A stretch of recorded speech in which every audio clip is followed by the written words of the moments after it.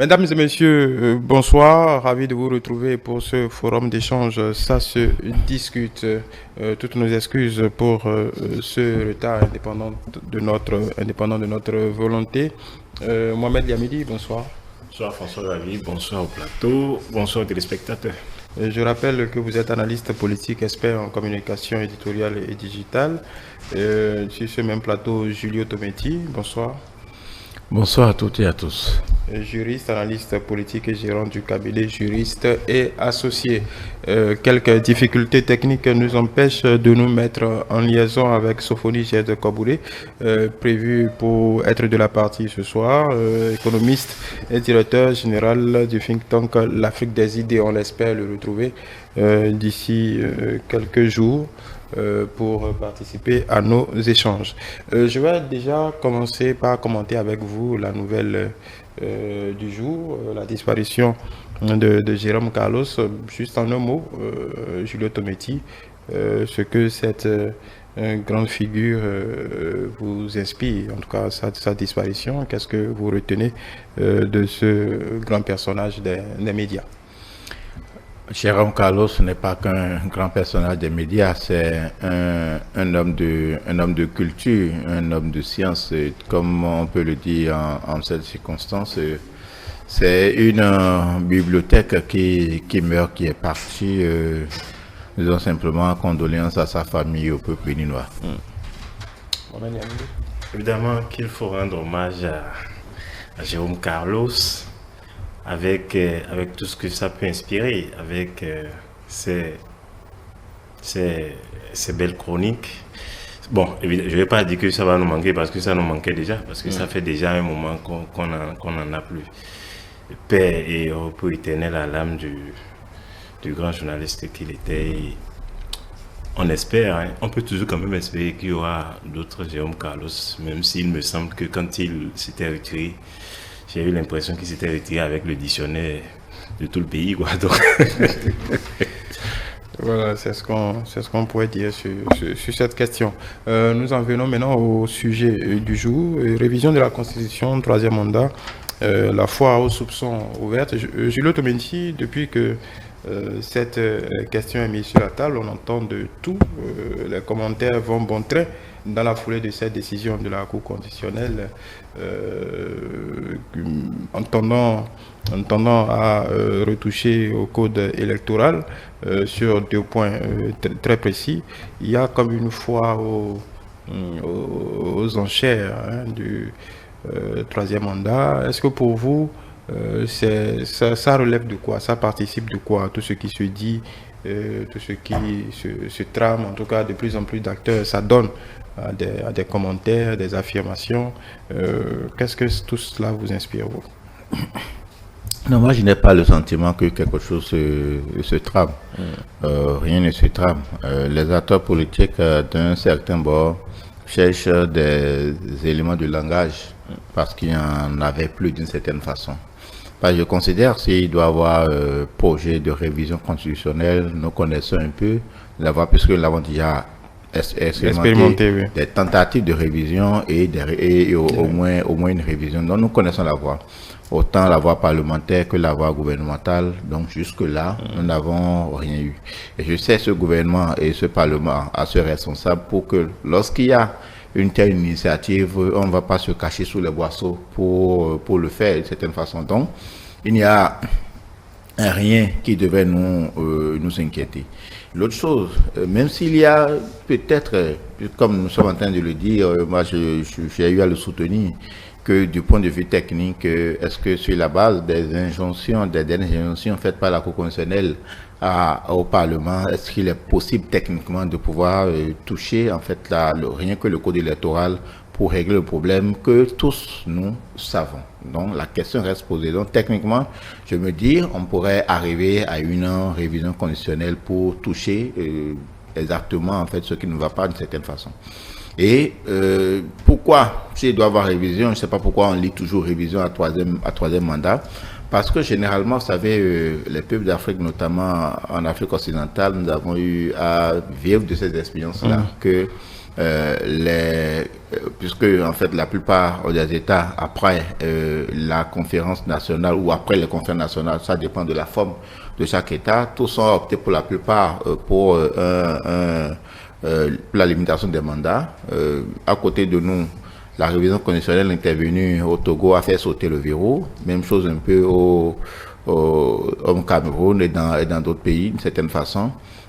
Dernièrement, vous avez entendu toute l'actualité, au Sénégal, où on disait le débat a fait court. Macky Sall semblait dire que il avait toujours la possibilité en fait de se repositionner parce qu'on aurait touché la Constitution. Donc, tout ça fait que en fait dans la tête des populations, révision de la Constitution rime avec le saut du verrou. Alors que nous sommes dans un contexte particulier où le Bénin, contrairement en fait aux autres pays, a fait l'option non pas en fait de saut du verrou, mais un durcissement d'une certaine façon. Nous sommes les seuls pays à l'avoir fait. Et à un moment où ceux qui l'ont fait avaient toute la possibilité de mettre dans la Constitution tout ce qu'ils voulaient, d'accord, sans antagonisme, tout là. Donc, à partir de ce moment, comme l'a dit le professeur Ibrahim Salami, c'est une constitution, ce n'est pas un saut marqué de fer, non. Une constitution est faite pour être actualisée, pour s'adapter en fait aux réalités de son temps, tant que en fait les acteurs s'y accordent et tant que en fait la procédure est respectée autant dans la forme que dans le fond. Donc à partir de ce moment-là, moi je ne crois pas qu'il puisse avoir une inquiétude. L'autre chose, je dis, s'il y a inquiétude, donc ça veut dire que ceux qui en fait animent ce débat-là craignent peut-être, ne sont pas sûrs d'eux-mêmes. Parce que je dis notamment en fait l'opposition. Aujourd'hui, heureusement pour l'opposition, quand je parlais tout à l'heure de la forme de révision, aujourd'hui au moins, l'opposition est représentée au Parlement et il y a ce que nous appelons une minorité de blocage d'une certaine façon. Ça veut dire que en état de cause, il ne peut pas avoir révision conditionnelle sans en fait la collaboration de l'opposition. Est-ce qu'à dire que l'opposition en elle-même n'est pas confiant par rapport à son effectif d'une certaine façon? Est-ce que en leur sein même, ils ne s'accordent pas suffisamment sur en fait un certain nombre de principes et de valeurs qui puissent les conduire ensemble? Sinon, je ne pense pas que si nous avons la possibilité, ou bien sans nous, ça ne peut pas être fait. Pourquoi alimenter la polémique autour d'une révision conditionnelle qui ferait sauter en fait la limitation du nombre de mandats? Donc, comme je l'ai dit au départ, en fait, ce n'est que on trouve des éléments de langage pour animer le débat parce que véritablement, l'opposition manque en fait d'éléments concrets pour continuer à exister, pour continuer à alimenter le débat politique. Voilà, Mohamed Yamini dit surtout que, pour en rajouter au contexte, surtout qu'on a un président de la République en exercice qui a dit à cœur ouvert il y a quelques semaines préparer sa succession et qui est engagé dans cette voie. Alors qu'est-ce qui peut, d'après vous, nourrir et expliquer ce discours tenu de plus en plus par différents acteurs? Malheureusement, depuis près de 40 ans, je dirais, de pratiques démocratiques, nous n'avons pas pu ou pas su bâtir une société de confiance. On a toujours évolué dans un environnement de suspicion. Ça a toujours été le cas. On n'a jamais pu faire confiance l'un à l'autre, surtout sur cette question et sur des questions relatives à la vie de la nation, à tout ce qui est décision que l'on doit prendre. C'est-à-dire que quand on n'est pas là, on pense toujours que ce que l'autre fait, ça ne pourrait être dans l'intérêt général. Donc le sens de l'intérêt général n'a souvent pas été partagé. Du coup, on pense toujours que ce que les gens font, ils le font d'abord pour eux-mêmes. Quoique, dans une posture donnée, les gens ont pu dire des choses qui peuvent amener à penser ça. Mais à un moment donné, il faut aller au-delà de ça et vider certaines questions. Finir avec certains débats et évoluer, parler des questions qui font évoluer le pays, poser les vrais problèmes. Parce qu'en réalité, les problèmes du pays ne sont pas là. Les problèmes du pays ne sont pas là. Et ceux qui sont en train d'agiter cette polémique-là, ils font ça juste pour distraire l'opinion, juste pour distraire le peuple. À la limite, on m'avait fait ça, moi aussi, je vais leur faire ça. C'est ça en réalité ce qui se passe. Suivez mon regard. Sans toutefois vouloir faire fixation sur qui que ce soit. Qui avait fait quoi à qui? Écoutez, la polémique du 3e mandat avait agité la fin du deuxième quinquennat de Boni-Yayi. Donc, quelque part, il se trouve où il se dirait normal que moi-même je puisse faire ça. C'est ça, en fait, le problème.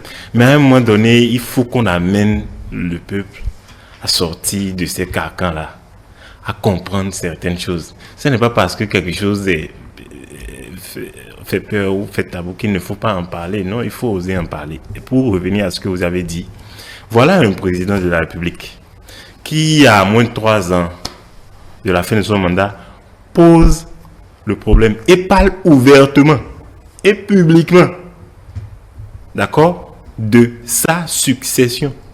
Moi, je n'ai pas vu Kérékou le faire. Hein. Peut-être que je n'ai pas vu Kérékou le faire. Je n'ai pas vu Boni-Yayi non plus le faire. D'accord? Non, mais voilà un président qui a acté déjà le fait que ça va finir. Et donc, qui a parlé lui-même de sa succession et qui a dit le rôle qu'il va jouer dans sa succession. Donc, pour moi, cela est suffisant. Quand un président parle sur la Constitution, tout au moins, on peut le croire. Soyons sérieux, pas là de la Constitution. Donc, cela étant, il a parlé de ça et nous savons tous, et j'ai écouté encore le professeur Olo hier, qui plus est ancien président de la Cour constitutionnelle, une réforme, une révision constitutionnelle telle que la Constitution même l'a prévu, puisque la Constitution même a prévu qu'on peut réviser la Constitution. Donc le débat sur l'opportunité de réviser la Constitution ne devrait plus se poser. Il faut qu'on se dise la vérité. Ce débat-là est vidé. La Constitution a prévu qu'on puisse la réviser. Donc question de on révise ou on ne révise pas, ce n'est plus là la question. La vraie question c'est qu'est-ce qu'on veut réviser pour avoir quel résultat. Et donc à partir du moment où c'est comme ça, je disais que j'ai écouté le professeur Olo hier, une révision de la Constitution dans ces formes-là, en maintenant ce que la Constitution a dit, ne peut pas entraîner une nouvelle Constitution. Une nouvelle République, vous voulez dire? S'il n'y a pas de nouvelle Constitution, il ne peut pas avoir une nouvelle République. Donc à partir de ce moment, il ne peut pas avoir de 3e mandat. Puisque la dernière révision, enfin la seule révision qui a pu avoir, a même précisé que de sa vie, c'est-à-dire qu'au lieu même, on a même cherché encore à renforcer la chose. Et donc, une constitution, la révision ne peut pas entraîner une nouvelle république. Donc, le président, la question du 3e mandat ne se pose pas. À partir de ce moment, c'est de se concentrer sur qu'est-ce qu'on révise pour quel résultat. Et en l'état actuel des choses, le problème qui se pose est clair. C'est la Constitution même qui a acté le parrainage. Et c'est la Constitution qui a prévu l'ordre de déroulement des élections. Et donc, c'est là que se pose le problème, l'ordre de déroulement des élections et le parrainage. Ce qui a amené donc la Cour à dire, à faire injonction aux députés de revoir le code électoral, puisque là, il y a les questions de délai et tout. Mais la Cour ne peut pas dire d'aller réviser la Constitution, c'est pas possible. Donc, la Cour n'a dit que ce qu'elle peut dire. Autrement, la Cour même aurait violé la Constitution. Tout comme ceux qui disent qu'on ne peut pas réviser la Constitution sont en train de violer la Constitution, puisque la Constitution même a prévu qu'on puisse la réviser. Donc, la Cour ne peut que rester dans cette limite. Il revient maintenant aux députés de se rendre compte que si, comment on appelle-t-on, les corrections que l'on veut apporter au code électoral, puisqu'il est question d'aller aux élections, on n'a pas. Puisqu'on est tous là maintenant, il y a l'opposition, il y a la majorité, il y a la minorité, il y a l'opposition et il y a la mouvance, tout le monde est représenté. Donc la question de la représentativité ne se pose plus. Et donc, si les députés, c'est eux qui ont l'initiative, la Constitution a prévu ou c'est l'exécutif ou c'est les députés. Voilà les deux qui peuvent prendre l'initiative de réviser la Constitution. C'est même pas une affaire de parti politique. Donc, si ceux à qui la Constitution a donné le pouvoir de le faire veulent prendre l'initiative, évidemment qu'ils viendront dire, bon, voilà ce qu'on veut réviser et voilà pour quel résultat on veut réviser. Donc, s'ils se rendent compte qu'on ne peut pas apporter ces corrections-là souhaitées pour qu'on puisse aller aux élections, puisque le problème qui se pose, c'est au niveau des élections. S'ils se rendent compte qu'on ne peut pas le faire sans réviser la Constitution, alors il faut aller réviser la Constitution. Puisque c'est la Constitution qui a acté le parrainage et l'ordre des élections. Donc, au lieu qu'on continue dans cette, je ne sais pas, de distraire le peuple de la sorte, venons sur l'essentiel. Sur le concret. C'est ça le concret. qu'est-ce qu'on veut réviser, qu'est-ce que ça va apporter, et eux-mêmes, opposition, puisqu'ils n'étaient pas là au moment où il y avait une révision, c'est l'occasion pour eux de dire, ok, si vous voulez réviser, d'ailleurs il faut réviser. Moi je ne parle même plus de si on veut réviser, il faut réviser, autrement il y aura la pagaille. C'est clair. Donc, puisque on veut réviser, bon, voilà ce que nous aussi, on aurait souhaité qu'on puisse apporter à la Constitution sans toujours en restant dans les limites que la Constitution elle-même a déjà prévues. Donc, pour moi, c'est ça le vrai débat. C'est ça le débat qu'il faut faire et amener tout le monde, tout le monde à apporter sa contribution. Ce n'est pas seulement une question de juriste, de constitutionnaliste, d'agrégé. Autrement, ce qui est en train de se passer maintenant là ne se passerait pas. Voilà, Julio, on va rester sur les signaux tracés par la Cour constitutionnelle, le code électoral. Quand on sait que le Parti des démocrates, même à l'occasion de cette rencontre avec le chef de l'État, avait soulevé, disons, leur grief contre certaines dispositions de ce code, n'est-ce pas là l'occasion de mettre leur grief sur la table et de concert avec la mouvance, ou en tout cas la majorité, d'essayer de voir ce qu'on peut améliorer sensiblement. Est-ce que ce n'est pas l'option qui est la plus, en tout cas, la posture qui est la plus productive pour l'ensemble de la nation, pour qu'on puisse sortir de cela avec quelque chose de concret, au lieu de s'adonner à tout le vacarme dont on est témoin depuis quelques jours? Bon, d'abord, officiellement, je ne sais pas si déjà au niveau du Parlement, les choses s'activent déjà dans le sens de, comment dire, de la correction du code électoral sur la base des injonctions de la Cour constitutionnelle. Et de toute façon, ils sont obligés de s'y conformer. Donc, oui, bien sûr. Donc, c'est pour savoir s'ils sont déjà, en fait, dans l'action. Dans l'action. Et c'est à ce moment-là que les différentes, les différents composants de la société pourront faire, valoir, non pas valoir, mais soumettre, en fait, leurs différentes propositions quant aux autres éléments qui peuvent même aller au-delà de ce qui est en train d'être dit. Parce que comme le disait Liamidou tout à l'heure, les occasions, que ce soit révision constitutionnelle, que ce soit relecture d'une loi, par exemple j'ai entendu, comme le disait le professeur Oloul dit la dernière fois, en ce qui concerne la révision de la Constitution, que ça ne pose aucun problème, si tant est que, en fait, la forme et le fond est respecté, si les options fondamentales ne sont pas sautées et que la forme est respectée. Et que lui pense par exemple que il y a un certain nombre d'observations ou de greffes, notamment sur le poste de vice-président qui est un vice-président sans pouvoir, alors que en fait la dévolution c'est qu'il puisse assurer la pérennité en fait du pouvoir exécutif.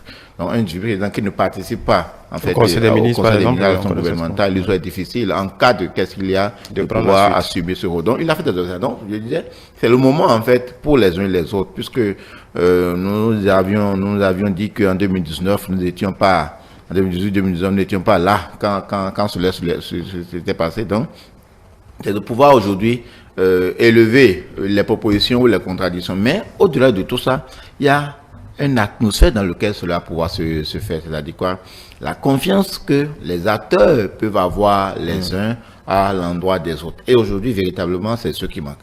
Vous évoquiez la dernière fois pour la rencontre démocratique président de la République. Qu'est-ce qui en est sorti véritablement? Est-ce que les uns et les autres se sont accordés de dire oui, nous savons qu'il y a un problème et nous allons prendre les mesures? Non, en fait, le débat n'a pas été évoqué au fond de cette façon.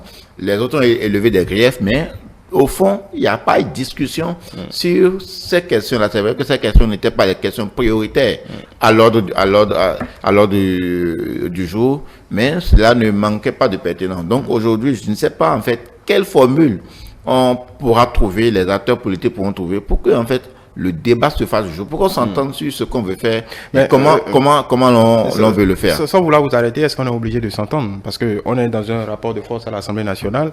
Déjà, la mouvance peut proposer, en tout cas, déjà, on peut s'attarder sur les points évoqués, les injonctions de la Cour constitutionnelle. Maintenant, si on veut aller plus loin, si les différentes parties ne sont pas dans la disposition de s'entendre et de travailler ensemble, chacun peut proposer ce qu'il a proposé et on passe au vote. On est à l'Assemblée nationale. Est-ce qu'on est obligé puisque là, on peut rentrer dans un Non, il serait pas bien chemin sans fin. Il serait pas bien de s'engager en fait sur un processus de révision qui à terme ne va pas. Moi, je ne parle pas encore de la révision. Ok, je parle d'accord. juste puisque de toute façon, on n'en est pas encore là. On parle du code électoral. Non, vous savez, je ne voudrais pas parler de rapport de force. Lorsqu'il s'agit en fait, de relecture du code électoral qui nous donne les garanties par rapport au mener à bien les élections générales ou de l'année électorale 2026. C'est une première et il faut s'entourer, je conçois qu'il faut s'entourer de toutes les précautions. De toutes les précautions en ce sens que tout ce qui va être fait dans le sens de relecture, que ce soit de la manière la plus consensuelle possible, au moins en fait que le consensus soit recherché. Il peut ne pas aboutir, mais fondamentalement, je considère que le consensus doit régner. C'est-à-dire quoi? On ne peut pas aller avec des rapports de force et espérer que les choses se passent pour le mieux pour nous tous. Parce que je considère que de la collaboration ou de la coopération des uns et des autres, nous avons en fait une garantie de quiétude, de stabilité qui nous permet en fait de conduire les élections de 2026 en toute tranquillité. Oui. Donc, pour moi, en fait, c'est mon approche. Il ne s'agit pas fondamentalement de rapport de force. Mais est-ce que pour vous, il peut y avoir rapport de force si on s'en tient à tout ce qui s'est passé depuis le début de cette mandature? Le consensus doit être recherché. Oui.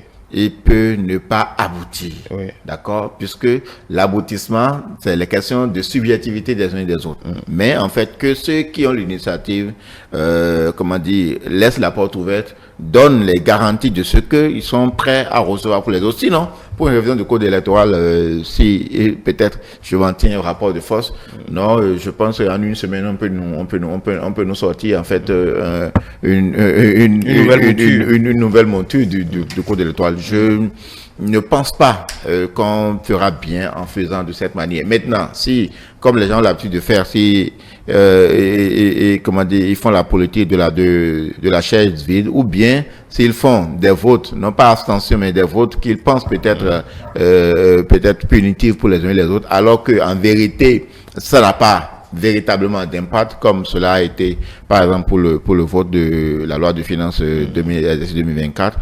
Si les autres ne sont pas dans la posture de véritablement coopérer, de travailler à améliorer ce que nous avons comme dispositif législatif, et que c'est la vendetta politique, comme on le dit. Je pense que, bon, les autres, ceux qui, comme vous le dites, ceux qui ont la majorité, puisque au-delà de tout, lorsqu'on n'arrive pas à s'entendre, c'est la règle démocratique. Lorsqu'on n'arrive pas à s'entendre, on passe au vote et la voix de la majorité l'emportera.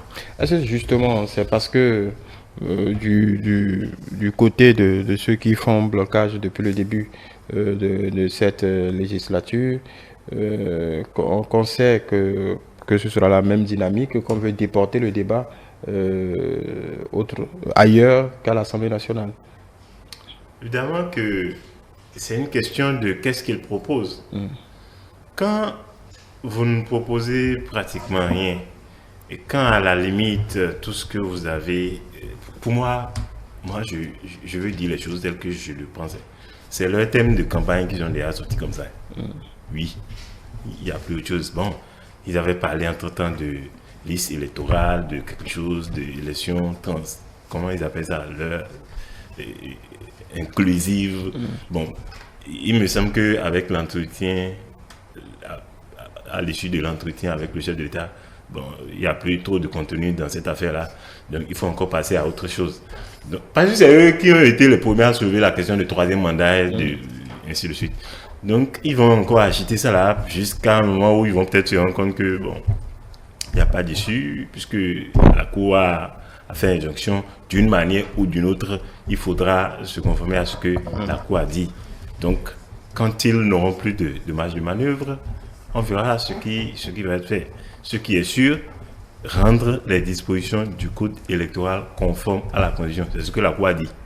Si cela s'avère compliqué, qu'il faut aller à la Constitution, bon, ils chercheront le consensus. C'est combien? Il faut au moins un député démocrate pour qu'on puisse, pour la prise en compte, et ensuite passer au vote.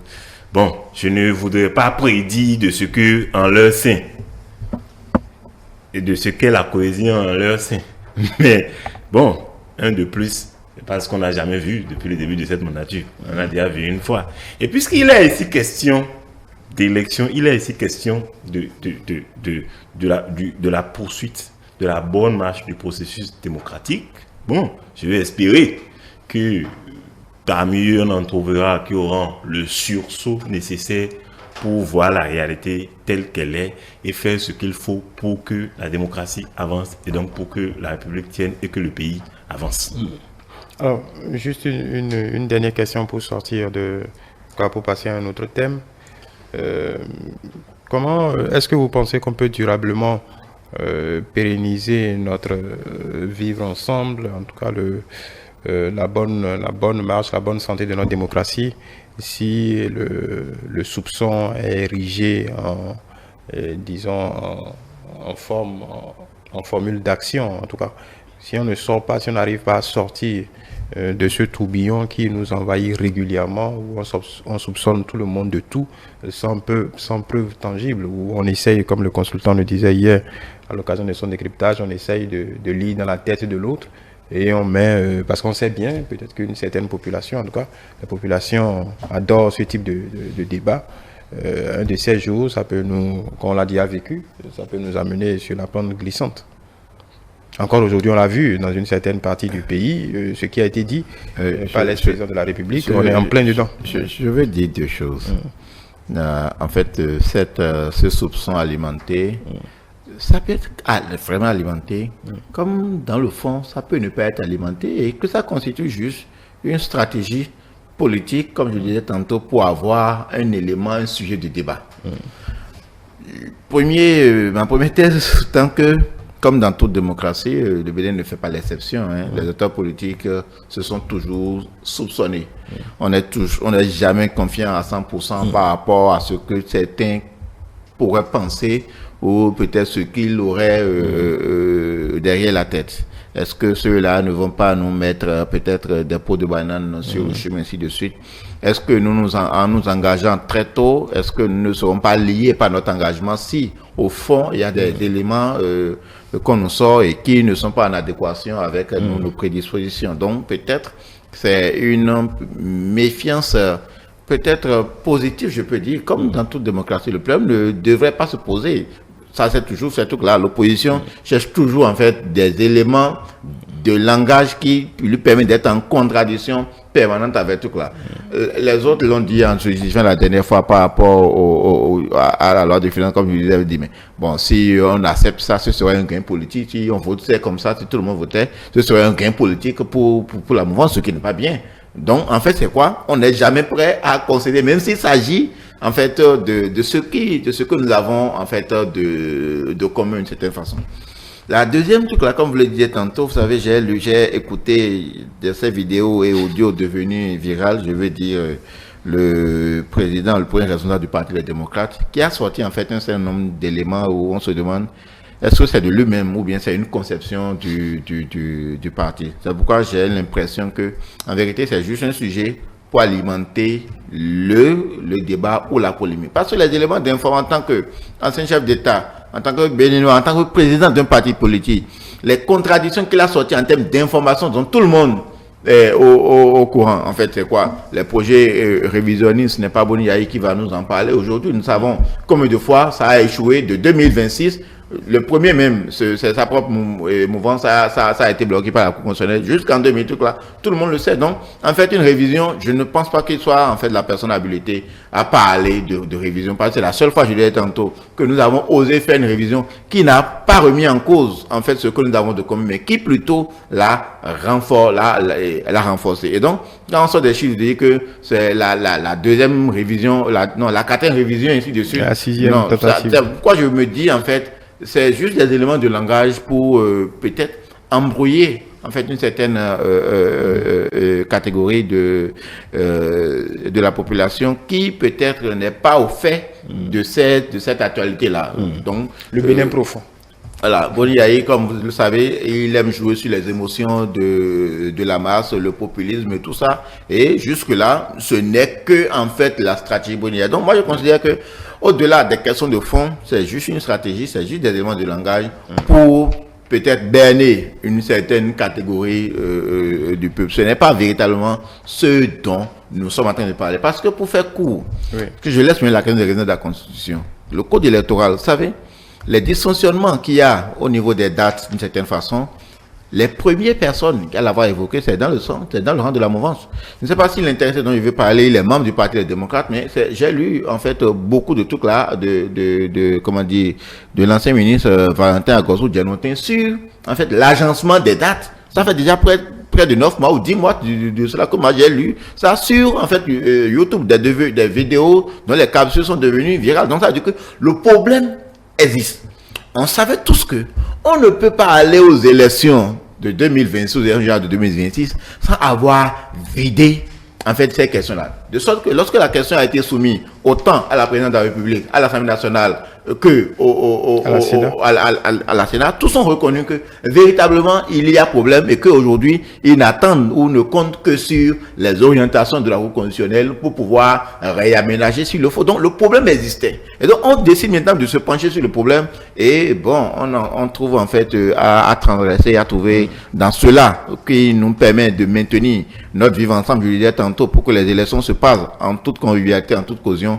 On détourne ça, en fait, on détourne de l'objectif pour aller alimenter une polémique totalement vaine, d'une certaine façon, parce que Patrice Talon, je continue de le croire, n'est pas candidat à un troisième mandat. Le texte de la République ne le permettent pas.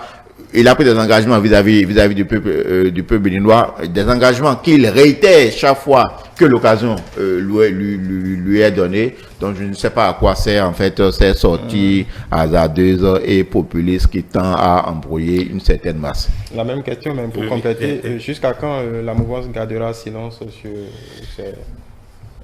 ces différentes sorties? Honnêtement, je ne connais pas leur agenda, mais ils ont déjà tellement gardé le silence sur beaucoup de choses avant qu'on se demande si ce n'est pas une suite logique pour les avoir. De garder le silence. Oui, le chef d'État a fait 2 fois une sortie. Vous les avez vu dire quelque chose? Oui. Pourtant, le chef d'État a posé suffisamment de sujets sur lesquels eux, en tant que parti soutenant l'action du chef, devaient revenir pour faire l'équilibre en face au niveau de l'opinion et au niveau des députés de la mouvance. C'est la preuve que le parti ne marche pas. Si c'est les anciens qui sortent pour venir dire ce que les gens qui sont là doivent faire. Ils sont membres des partis. Oui, ils sont membres des partis. Écoutez, si le titulaire est là et qui ne fait pas ce qu'il doit faire et que c'est celui qui... Ça veut dire qu'il y a quelque chose qui ne va pas. Encore qu'il n'a pas reconnu qu'il a délégué à l'autre le pouvoir de le faire. Donc, pour moi, il y a visiblement quelque chose qui ne va pas. Et là, maintenant, tout le monde le sait, quitte à eux de prendre conscience de cela. Même que pour les partis politiques, ceux qui ont un mandat électif doivent même s'écarter un peu de ces sujets-là pour que le débat puisse se faire véritablement. Parce que ce sont les représentants du peuple d'une certaine façon. Les problèmes dont on parle là, les parlementaires ou bien les élus ne sont pas forcément... ceux qui sont priorisés pour prendre la parole au nom des partis. Donc je considère, j'ai vu d'anciens parlementaires, membres des partis politiques prendre la parole, donc je considère que c'est une prise de position qui s'accorde à la vision de la mouvance présidentielle. Pour moi, et en tant que conseiller ou spécialiste de la communication politique, lorsque l'adversaire prend ces sujets-là pour en faire des thèmes de campagne et que vous ne réagissez pas, mon Dieu, vous laissez le champ libre aux gens. Et nous savons tous que nous sommes dans un environnement où ce que les gens aiment, c'est la polémique, c'est les suspicions. Donc quand vous laissez cours à ça, ça veut dire que vous laissez faire. Et donc c'est sur ça qu'ils vont baliser pour pouvoir vous prendre plus ou moins de députés. Et on a déjà vu ce qui s'est passé en 2023. Ce qui s'est passé en 2023, c'est beaucoup plus sur la base de cela. Donc si cela ne devait pas continuer, c'est à eux de prendre conscience de ça. Pour revenir, dire quoi? Sur la Constitution, la révision, moi je suppose, écoutez, prenons la chose de cette façon. En tout cas, moi je n'ai pas peur de dire les choses telles que je les vois. La révision de 2019, pour moi, faisait suite à la réforme du système partisan. Ça a permis d'arrimer les élections au système partisan, la meilleure représentativité des femmes. Ainsi de suite. Donc, on ne peut pas me dire que c'est mauvais.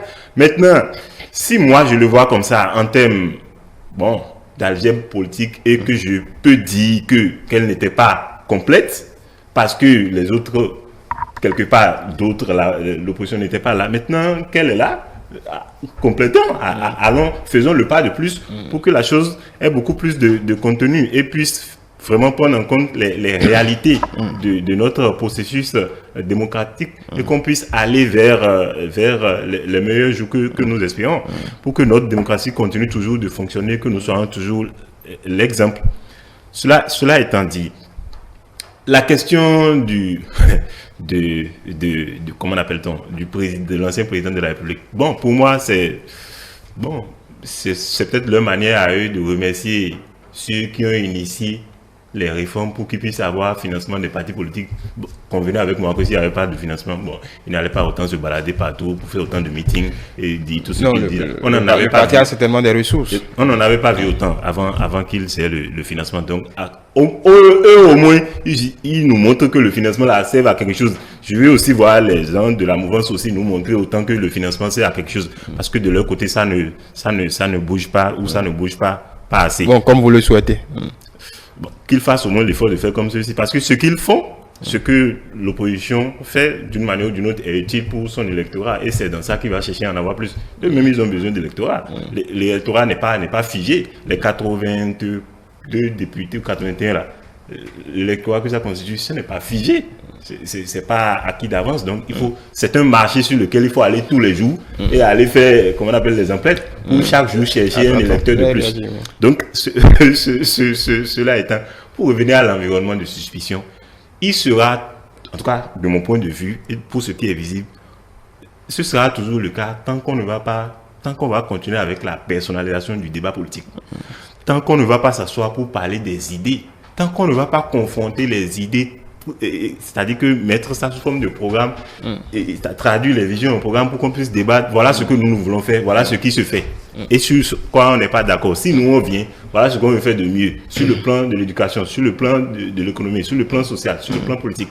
Donc quand on n'ira pas à ce débat là de façon concrète, projet contre projet, vision contre vision, on sera toujours dans l'environnement de discussion, ça ira de tous les côtés, et comme c'est ça que les gens aiment par ailleurs et que c'est bien plus facile que la production des idées, ne demandez pas aux gens de ne pas s'y prêter. Vous voulez dire rapidement quelque chose? Oui, pour dire, le fonctionnement des partis politiques. Les partis politiques ont chacun leur agenda. Oui. Et je conçois qu'ils ne peuvent pas forcément suivre l'agenda de Boniaï. Sinon, ça serait aussi, ça peut être aussi un autre piège. Je considère qu'aujourd'hui, peut-être, les partis de la politique de la mouvance sont en train de travailler d'abord sur eux-mêmes, sur leur base et peut-être sur leurs ressources. On ne sait pas tout ce qui se passe, puisque comme vous l'avez dit, le financement des partis politiques, ce n'est pas que seulement pour venir devant la fête pour faire du populisme, non, c'est d'abord en fait pour travailler sur le parti, travailler sur les ressources humaines, travailler sur les militants, pour que lorsque les militants sortent, vous n'ayez pas par exemple à regretter de voir cette qualité de débat que l'on nous offre, mais que ce soit en fait des interventions beaucoup plus pointues, beaucoup plus orientées. Donc ils sont en train de travailler. Donc je considère qu'ils sont en train de travailler. Aucun parti politique dans le contexte dans lequel nous sommes ne peut pas rester les bras croisés. Donc avec tout ce qu'ils ont, puisque des comptes leur seront demandés. Donc je considère que nul n'a envie de rester dans la léthargie trop. Donc peut-être ça fait partie de leur agenda, de leur stratégie, de voir comment ça va se déployer. Oui, voilà. Je reste avec vous juste pour finir, une prise de parole chacun rapidement sur le second sujet. On a eu le TOFA, le 10 janvier dernier, et depuis ça brasse beaucoup de commentaires. Il y a un procès en politisation du TOFA. Qu'est-ce que vous pensez de ce, on va dire, de ce vacarme autour de ce qui a été fait? Voilà, vous me permettez de dire deux choses. Peut-être ça peut heurter. La première chose d'abord, quand vous parlez de TOFA, vous savez, tout le monde ne s'y retrouve pas dedans. Donc, est-ce que les prédictions du FA conditionnent véritablement ce que nous serons dans l'année 2024? Les différentes confessions religieuses ne conçoivent pas la chose de la même façon. Premier élément de clivage. Deuxième élément, vous constaterez que même ceux qui ne s'y connaissent pas du tout, ne connaissent rien au TOFA, peut-être comme moi, tout le monde en fait se mêle au débat. Peut-être parce que l'image qu'on a offert à cela, c'est pourquoi je voudrais venir au second élément. Vous savez, il y a un personnage qui a gêné beaucoup de personnes. On parle de TOFA. Il faut scinder les rôles. Je veux parler de l'ancien ministre Bao Yonka, pour qui est on ne le dénie pas, d'accord, qui est un adepte, un spécialiste, un chercheur qui a fait beaucoup de recherches, nous le connaissons. Mais je me demande si est-ce que sa position d'homme politique, membre d'un parti politique, parlementaire, ancien ministre, ça permet à tout le monde de s'y retrouver lorsque c'est lui qui en fait. Donc, on peut avoir, je pense que c'est légitime, en fait, c'est ce procès d'intention, ce procès de politisation. Parce que nous le disons tantôt, politiquement, ça ne va pas. Parlons de suspicion, d'accord? Et lorsqu'on voit, en fait, les choses s'afficher comme telles, on a davantage raison d'avoir sur nous. D'abord, avec un autre personnage, Dr Kofi Asake, les gens disent que c'est lui. Bon, l'histoire est peut-être, on en viendra, que c'est lui qui a été l'initiateur. En son temps, il n'est pas là aujourd'hui, on ne l'a pas vu du tout. Il y avait toujours, en fait, ce soupçon de politisation. Vous imaginez? Et maintenant, c'est un ancien ministre, un député en cours de mandature, membre d'un parti politique. Ça n'a fait qu'augmenter par rapport à la suspicion. Donc, quand on veut faire de ces choses-là, je pense, en fait, il faut peut-être partager autrement les rôles pour dépersonnaliser ce que nous avons, qui est, comme j'ai toujours l'habitude de dire, qui est une richesse identitaire pour nous. Très rapidement, 1 minute. Vous savez, il faut que les Béninois arrêtent d'être tout le temps dans le déni. C'est être dans le déni que de penser que parce qu'il est secrétaire parlementaire, ancien ministre, député, qu'il n'est pas ce qu'il est. Quand on l'a nommé président du comité chargé des rites, quelqu'un a contesté sa qualité pour être membre du comité et encore être président. Mais si on n'a pas contesté ça, pourquoi on veut venir contester le fait qu'il puisse venir dire ce que le FA a dit? Moi, je ne suis pas adepte de FA et chacun a sa croyance. Mais comme c'est une question d'identité culturelle, que vous soyez de la culture Yoruba ou fond, truc là, le FA, c'est quelque chose que nous avons en commun. Là, je parle de culture. Je ne parle pas de religion ni de foi. Et ce que je sais, c'est que le FA ne peut pas dire que le truc est blanc. Et vous allez dire que c'est rouge. Quand ils font les prédications, quand ils veulent dire ce que le FA a dit, ils peuvent ne pas tout dire. Mais ils ne peuvent pas dire le contraire de ce que le FA a révélé. Ça, c'est pour ce que je sais. Et pour moi, ça revient parce que c'est l'environnement de suspicion que nous avons créé là. C'est ça qui amène à faire de ce débat. Et la suspicion est encore née plus du fait que on a intégré ça au Vodou Days que le gouvernement a initié et surtout qu'il y avait la présence du chef de l'État. Et donc les gens se demandent, ce phare-là n'est-il pas le phare du chef de l'État, encore que dans nos cultures, c'est le roi appelle le Bokoro et il vient lui poser. C'est comme ça que ça se passe. Donc quand les gens ne connaissent pas, il faut qu'on arrête de dire tout, comme voilà. Franchement. Merci, on va finir là-dessus. C'est un débat très intéressant. Mohamed Yamidi, analyste politique, expert en communication éditoriale et digitale. Analyste du FA. Analyste du FA. Julio Tobetti, juriste, analyste politique et gérant du cabinet juriste et associé. Merci pour nos échanges de ce soir. Comme je le disais en début d'émission, nous n'avons pas pu nous mettre en ligne avec Sofoni Chef Kobouré. On espère le retrouver très bientôt. Mais en attendant, vous pouvez retrouver nos échanges sur notre chaîne YouTube Télé Bénin, notre site internet du même nom, notre compte X Télé Live, notre page Facebook Télé en direct et bien évidemment, nous suivre via notre application Télé Bénin, Télé avec vous, pour vous.